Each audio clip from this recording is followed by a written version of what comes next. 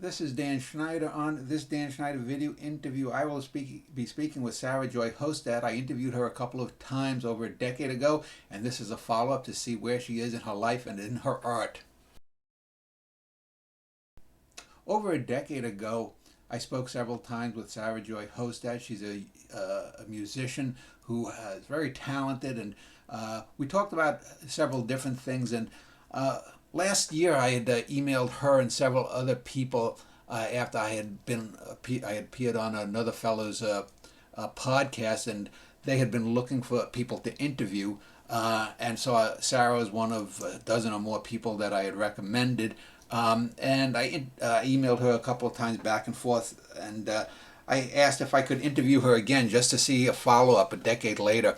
If anyone there has ever seen the film series, the Up series from England, where they follow people every 7 years of their life, that's sort of like that, but it's only once. And maybe I'll do it when in 20 another 10 years on. But anyway, welcome, Sarah. For those who don't know you, and before we start, can you just give a little background about who you are and what you do? Sure. Well, first of all, I'm super, super happy to be talking to you again, and I can't believe it's been 10 years. It went by really fast. Um, but let's see, background. I grew up in a classical family. So that's my whole background. My dad went to Juilliard in Eastman. My grandmother and my grandfather on that side also went to the Eastman School of Music, and my grandmother was my very first cello teacher.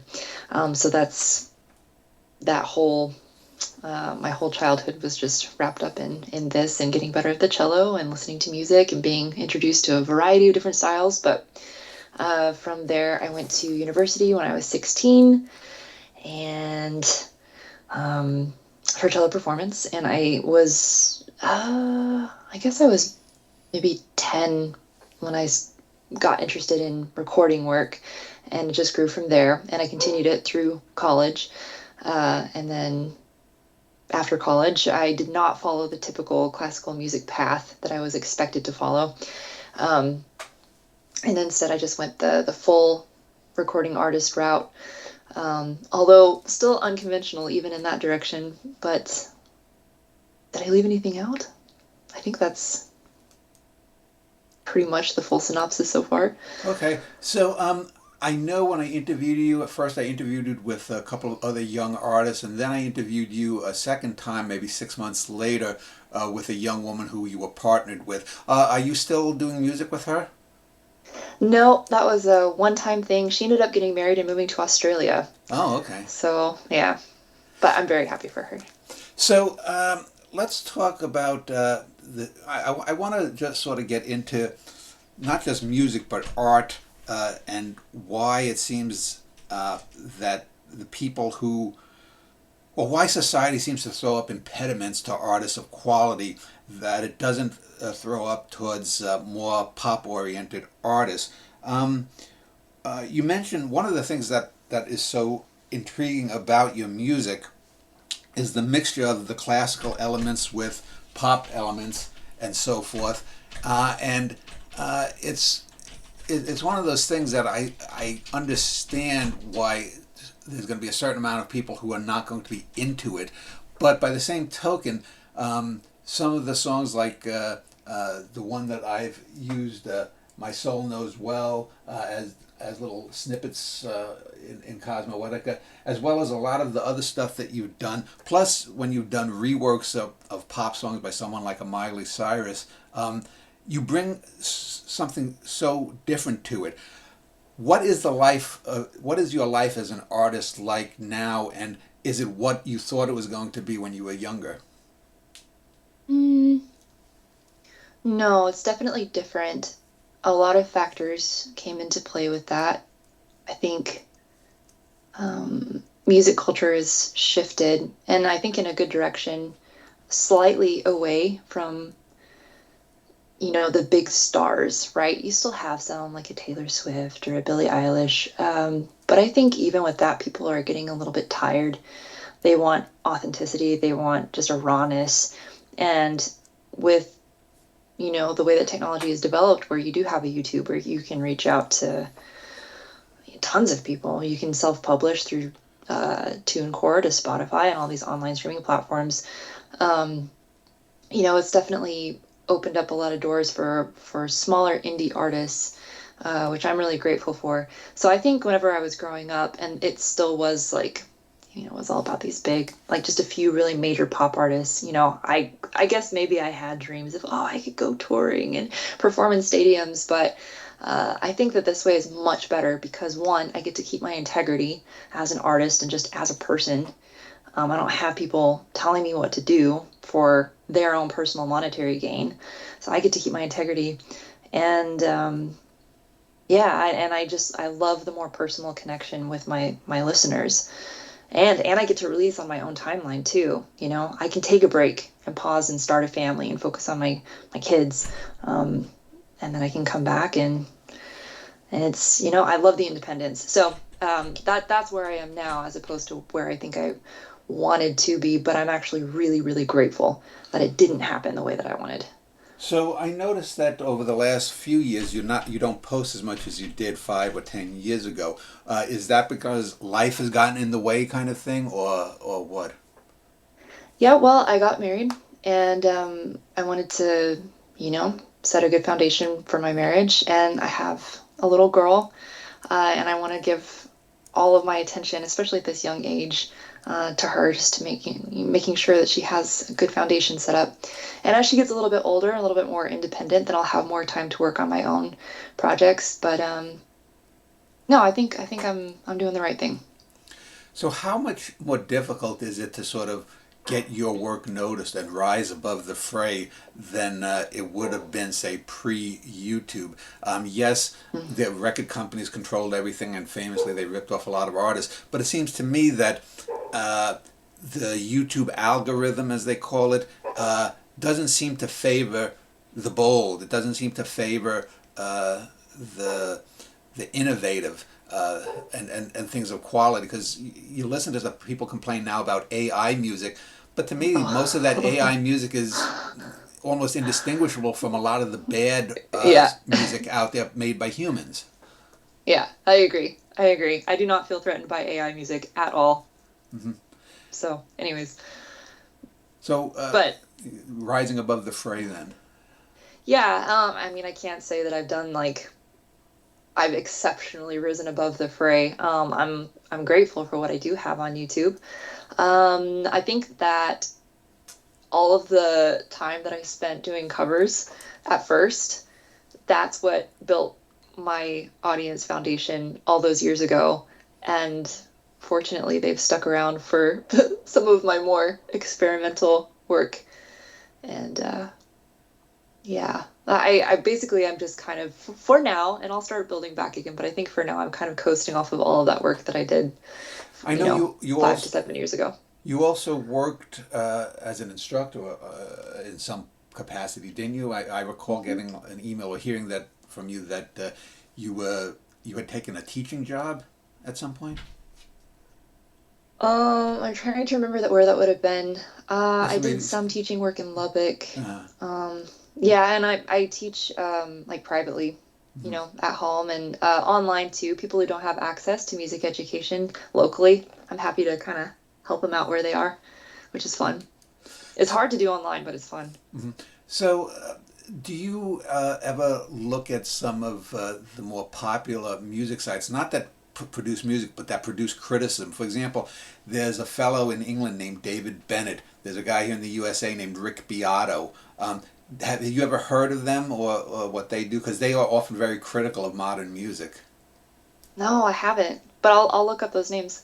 Yeah. Well, one of the things that Beato talks about, and that I agree, not just with music, but with art in general, is that music, pop music, because oftentimes he'll look at the top 10 or the top 20 on, I guess it's still Billboard, and he'll compare songs from 30 or 40 years ago with those today, and how simplistic most of the music today is versus the Yeah. more complex things. I mean, in the 1960s, you could have a Joni Mitchell, you could have a Led Zeppelin, you could have more experimental artists, and they would be doing these big concerts around the world, and you would get a real eclectic mix.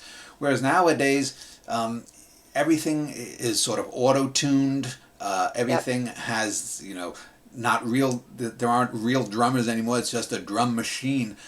When you hear this kind of music, does your mind think, well, if they'd only done it this way or that way, or Hmm. Mm, no, I don't even bother going into that level of analysis because as soon as I hear it, I just think, oh, money grab, and that's where I leave it. I yeah. don't go any further. And what is the state then on the classical side of music? Because we always talk about pop music, but classical music is still going, and you use certainly classical elements in your songs and songwriting. Um, where is the state of classical music? Is it better or worse than pop music? Um, well, I guess if we were looking purely at the negative side of things, I would say that um, it's just a lack of experimentation in both genres. On the pop side, they're playing it safe. They just want to make money for the most part, so they're being very formulaic. On the classical side of things, you know, they're going to perform certain pieces how they've always been performed. Um, Maybe a lack of risk taking, but I do see in the classical world there's kind of a shifting away from that, where you do get more classical artists kind of getting into the online world, um, playing around with different um, performance ideas, blending it with different multimedia um, elements. So I'm not sure if that answered your question. So, in looking at some of your songs, when you've done covers of songs, like you did one called "Wrecking Ball" by Miley Cyrus, and I never, I mean, I knew who Miley Cyrus was, but I didn't know the song until this was maybe 4 or 5 years ago. I looked her up, and your song seems or your version seems so much more adventurous. How do you approach taking or making a cover of a song? And I don't know, was this a hit song? Is this one of her big famous songs that's well known? Yeah, a while ago. It was pretty popular there for a while. I guess to answer, how to make it sort of interesting. I don't remember. I cannot remember my cover of that song. I'm really trying to recall what I did. I guess just a general answer though. Anytime you can add moving lines inside of the accompaniment texture, right? Because with pop songs, it's what am I trying to say? Not monophony, polyphony. No, sorry.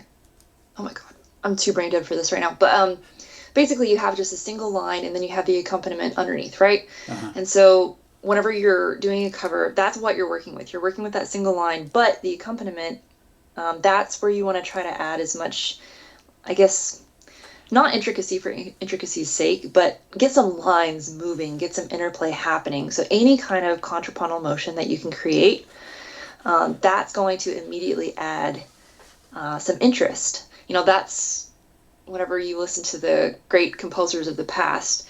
Bach, um, he there wasn't like in his four part harmonies, there wasn't like a main line like I'm talking about. But if you listen to those four parts, they dance together and they have conversations with each other.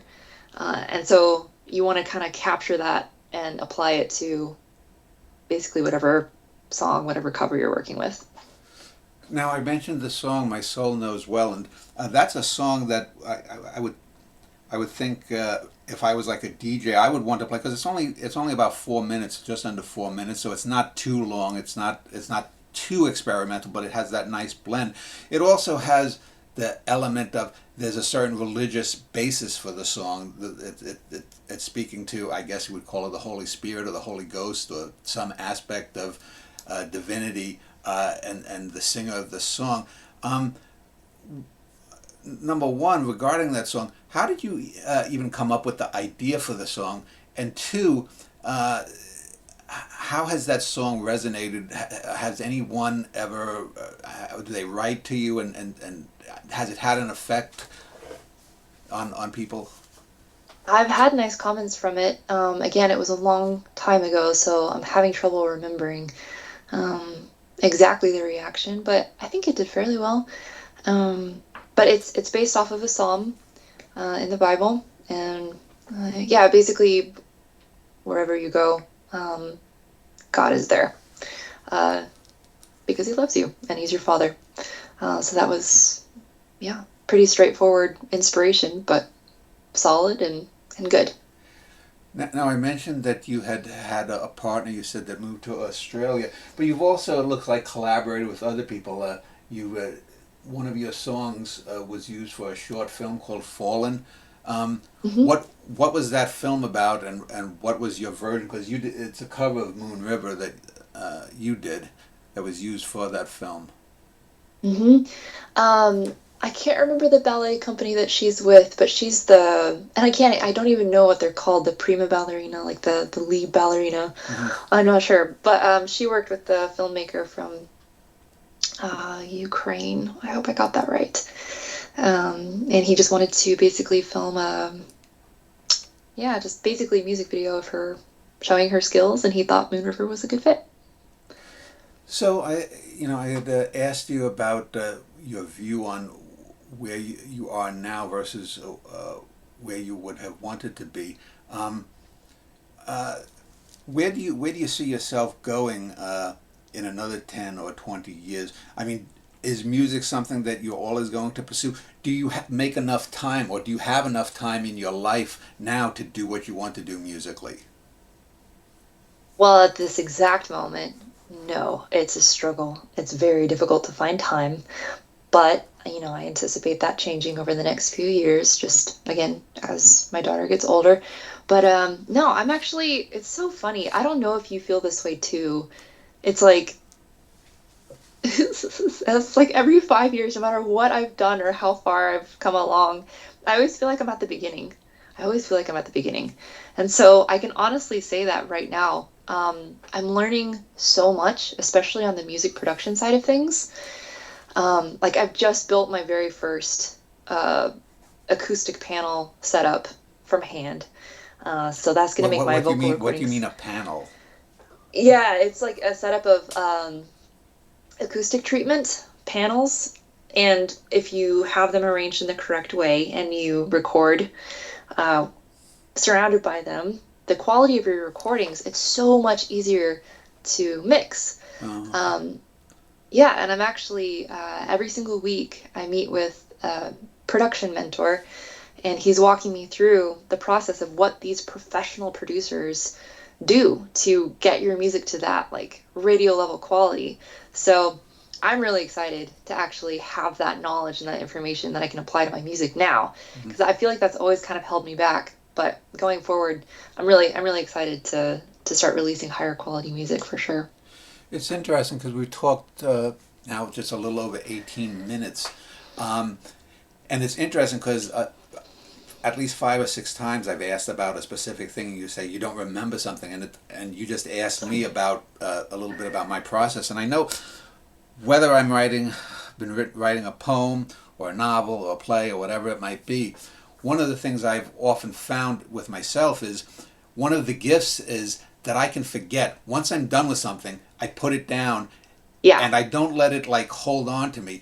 And I think this is the thing that happens with a lot of artists is if they're writing in a certain genre or they're working musically in a certain genre, they don't want to push outside the safe zone. They stay within that. Whereas with me, it's like, oh, I just finished that play yesterday. Now let me think about a novel that I want to write. And because I don't let the past, well, I'm acting as if I have a choice.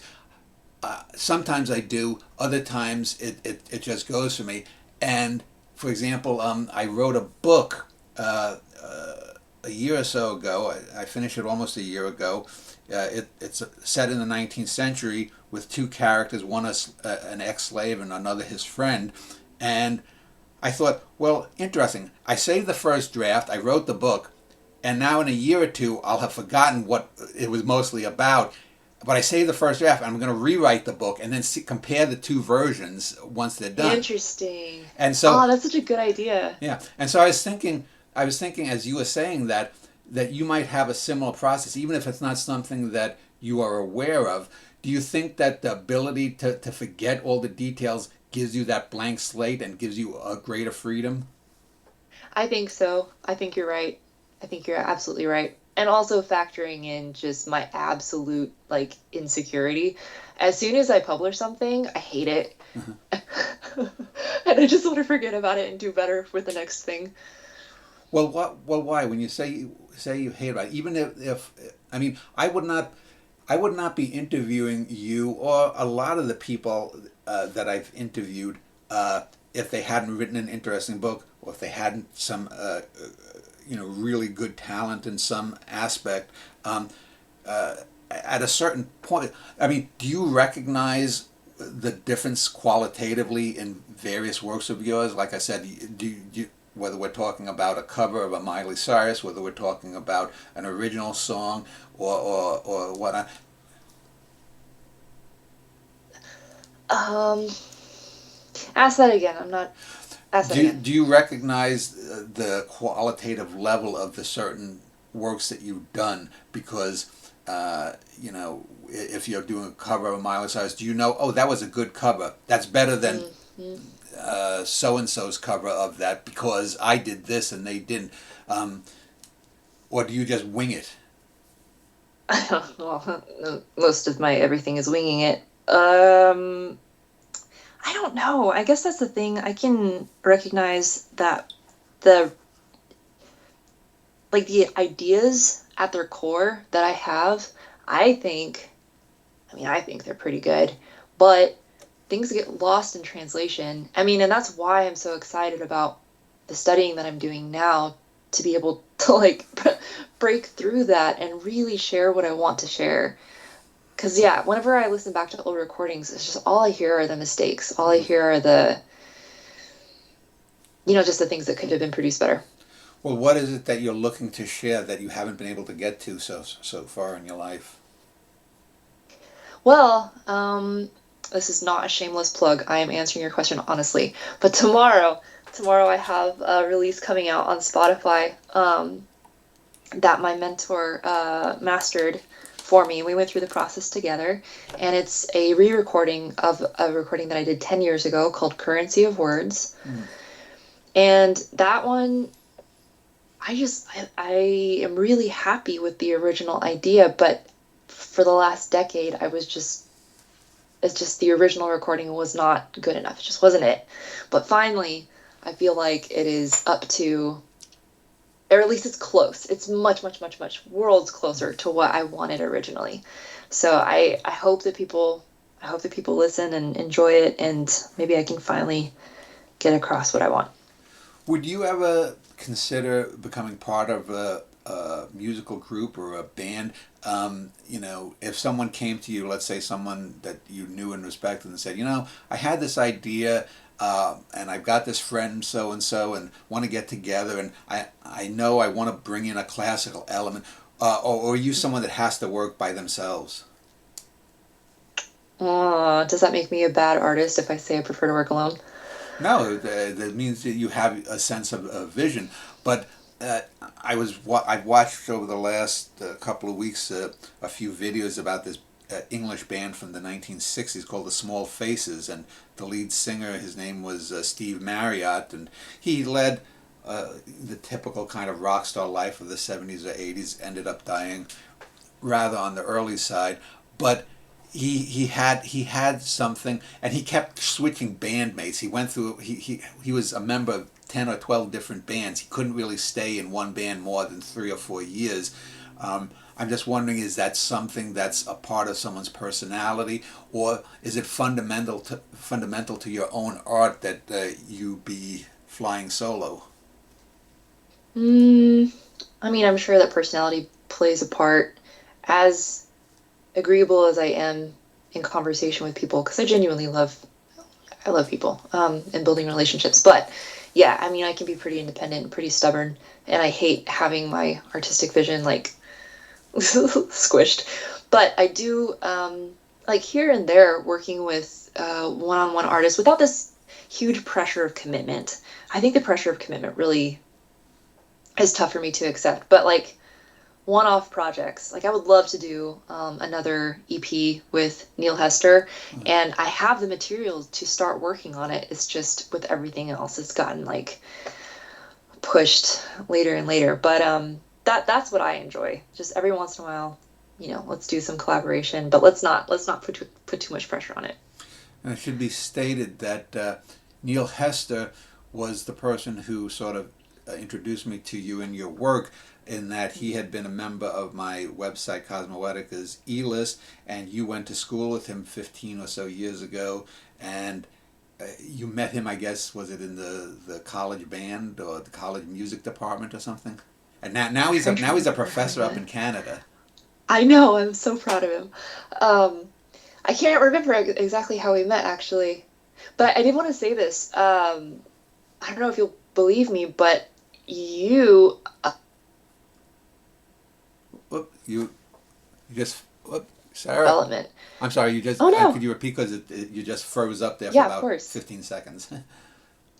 No, you're good. I was gonna say that you probably have no idea, but you had a huge part to play in my artistic development through Neil because he would share with me the things that you taught him, Oh. and I was learning from you just kind of yeah Hmm. through him, and yeah, I owe a lot of my like poetic sensibilities to what you would teach. Oh well, I'm glad to have been of service. Um, Yeah, thank you. uh, so let me talk about. I mentioned this fellow Steve Marriott, who lived this kind of rock star life, and artists are always sort of slagged upon with the stereotype that they are depressed, that they are not in a good place mentally or psychologically. A lot of them do suffer from various addictions, so forth. Have you ever had those periods of depression or anything like that? And how have you avoided it? How have you learned to sort of steer into the wind and get what you can, even if you have that? Is any of that applicable to you? I had a very it's hard to talk about. Yeah, I don't know if you would call it a mental breakdown, but just horrible series of panic attacks. I mean, for probably I want to say over a year. It was like I wasn't sleeping, I wasn't eating for like weeks at it. Like obviously you can't go that long without sleeping, but it was rough. It was really hard. I'm not sure what that was, to be honest with you. Thank God I got out of it. But I think maybe it was triggered by the fear of getting older and not being able to keep doing what I loved. Because I did have this idea in my head that in order to be a successful musician, especially as a female, you needed to retain your youth and your looks. And I'm not claiming to be like, or have ever been any great beauty, but it's like there is an element of youth that Mm. comes into play, right? And I think I've just kind of gotten to the point where, like, yeah, I don't really care anymore. I'm going to make music. I'm going to make it for the rest of my life. And if people choose to listen or they choose to not listen, that's okay. This is for my own heart and my own conscience. It's interesting when you bring that up because, for example, as we are recording here, and it's on January 29th of 2026 at just about 10:30 in the morning. Um, about a week or so ago, and I'm just going to give you this little anecdote just to show you how I use things, because sometimes people think that because I have a vision of art or whatnot, that I don't have the flaws or well, people know I'm flawed, but that I don't have the insecurities sometimes. But it's not insecurities in art. Let me give you an example. So about a week or so ago, I'm looking through my water bill with the city that I live in, and it's up about 50%. And so I thought, okay, I had a leak somewhere. I called up my warranty company. They sent out this plumber that I use. He found out that there was an old sprinkler line that apparently the fire department had supposedly shut off a decade ago, but they didn't, and it was now leaking or something like that. He came, he fixed it. It cost a few $100. Then it turned out it didn't solve the problem. We had this big freeze in Texas, so nothing could be done for 4 or 5 days. And I just recently, I've got the plumber coming back out Monday, and I contacted a water softener company because my water softener has not been working as well, and it corresponded with the billing as my water usage has gone up the last few months. Now this is people deal with this kind of thing all the time, but in my mind I'm like, God damn it, why? I mean, I do physical Yeah. I do physical labor, and so I'm exhausted from that. I'm emotionally exhausted from calling on the phone for this one, and it's like, I don't want it to keep leaking. The pipes have to be fixed, and a few years ago we had our foundation fixed, and they had to dig underneath our foundation to put in a pipe that the That builders gets of the expensive. that the builders didn't do right. And I'm like, I don't want to do that Ugh. again. I hope it's not that. Now probably when the guy comes, now that it didn't turn out to be just that thing, it'll be okay and whatnot. But a part, there's a part of me that makes this bigger than it is, and Uh-huh. 6 months from now, a year from now, I'll barely remember when it happened probably.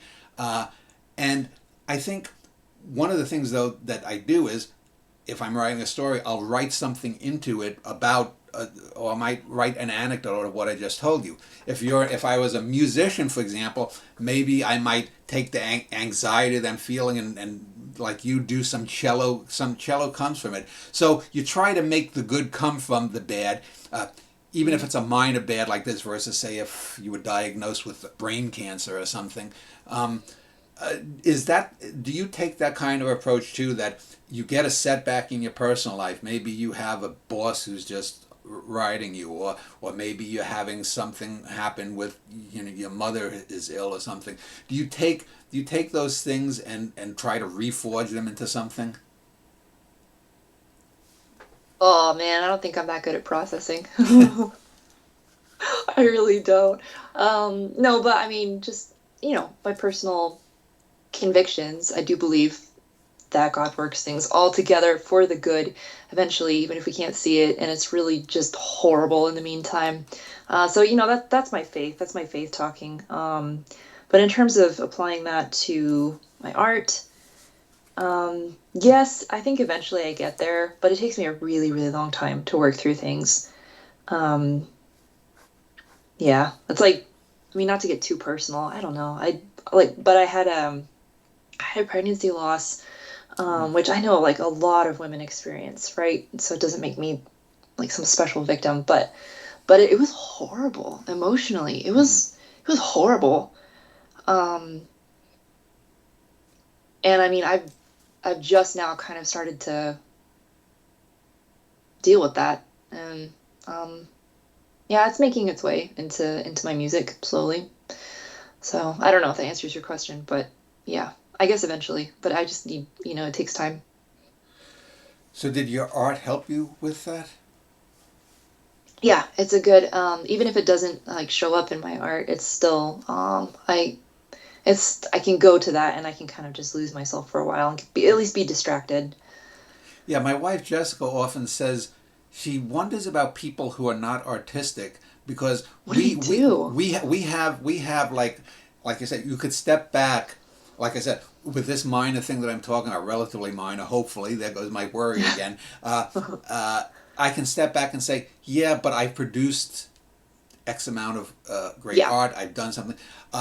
If I'm having issues with my work or something, I can say yes. But I see, you sometimes see people and they are so concerned with things that seem so petty, whereas most of the people who are artistically inclined and especially have talent, even though they have their worries and the stereotypes about artists, to me they're in a better place because you can step back Yes. from life, and so you have that sort of safe place of your art.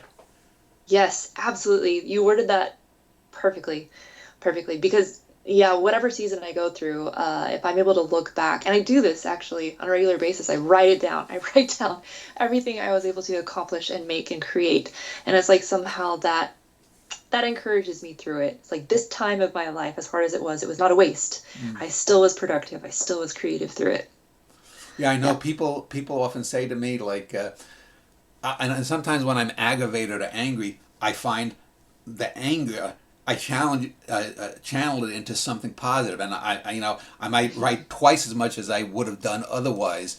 Um, so let me ask you about life without art.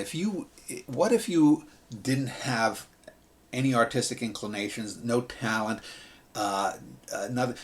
How would your life be? I mean, obviously, it would not be as fulfilling, probably. But where would you be, in what kind of place would you be without creativity?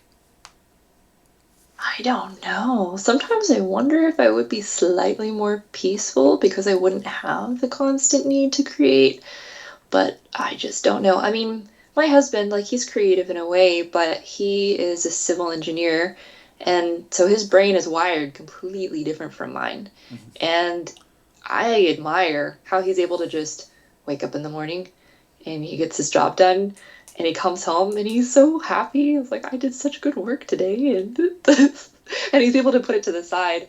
I have a very hard time putting anything to the side. It's my brain is constantly running in the background of, Mm. oh, how could I make this better? How could I, you know?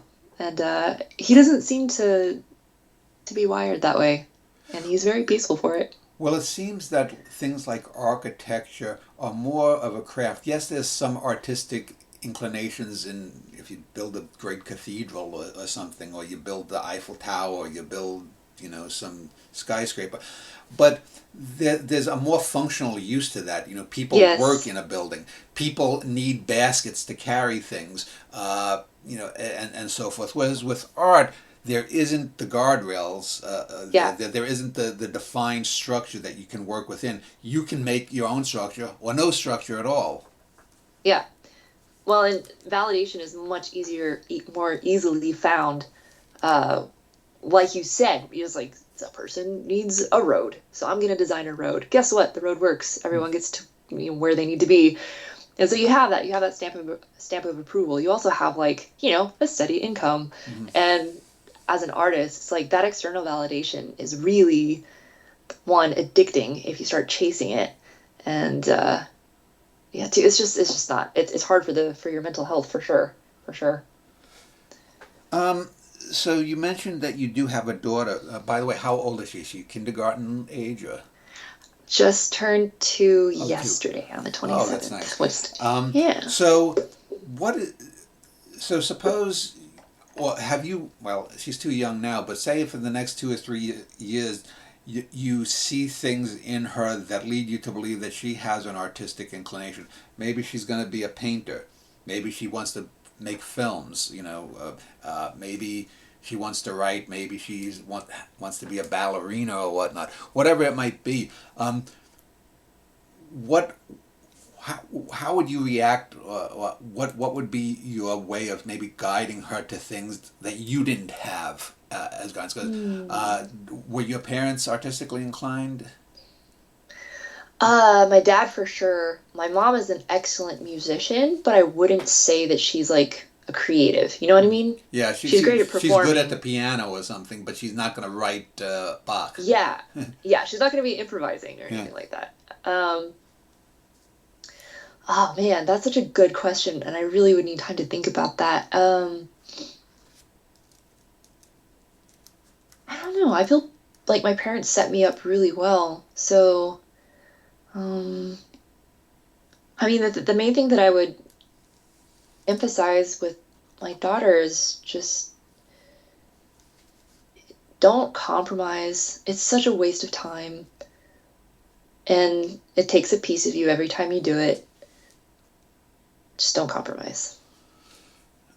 Just a couple more questions, and we'll wrap up.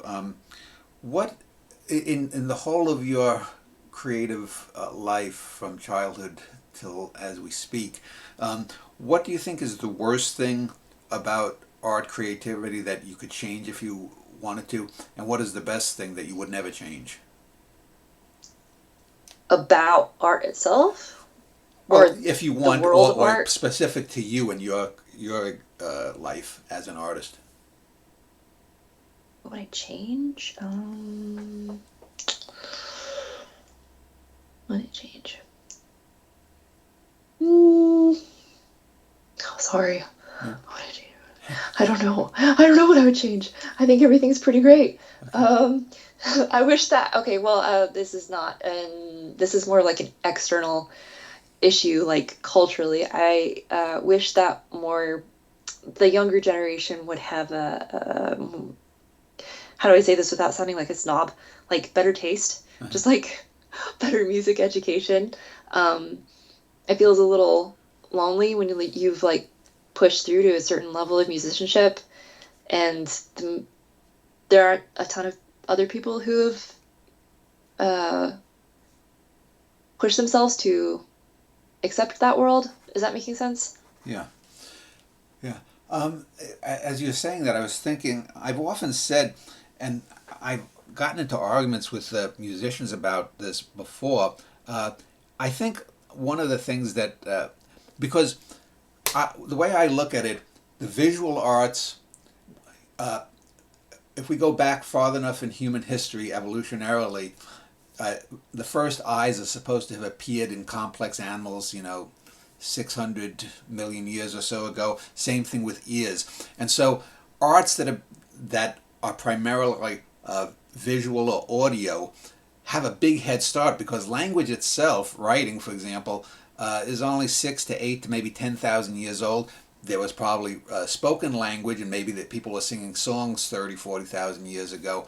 But we're talking multiples of eons older, and so therefore a song can more easily get in and affect someone. Same thing like if you see a beautiful painting, and you're like, wow, it's Yeah. speed of light, wow. Um, but when you're reading, it's not like that. You have to sometimes you might say, oh, that first page or two, maybe I shouldn't read this. But if you go on, maybe you say, wow, I'm glad I didn't give that up. And so Mm. I'm wondering, is there any kind of have you ever experienced where people come up to you and they say, oh, I really like your songs, but it's clear they don't get what you were doing lyrically or musically, because a lot of music people like in the background as they're doing other things. Yeah. My wife, for example, can be reading or writing or something, or watching YouTube, and she still has music in the background. I'm like, why do you have those two things? Whereas with writing, you can't. You have to actually be looking at the words and know the grammar and the way the sentence is structured. Yeah. Is there a frustration that you get with people who are music aficionados that uh, background it? Uh, yeah. Yeah.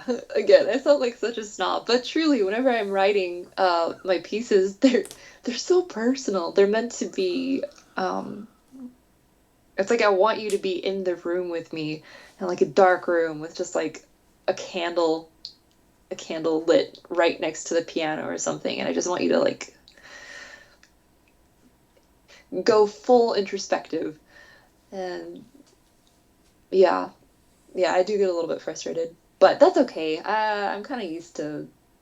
I'm surrounded by people who just they. It's not that they don't care, but they just have different tastes, and that's fine. That's fine. Um, Two more questions then.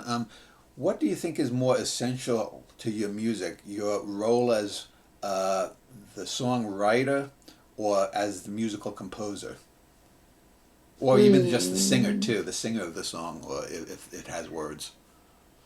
um, I'm okay not being the performer, so the singing that doesn't matter too much to me. Um, but I would say the lyrics.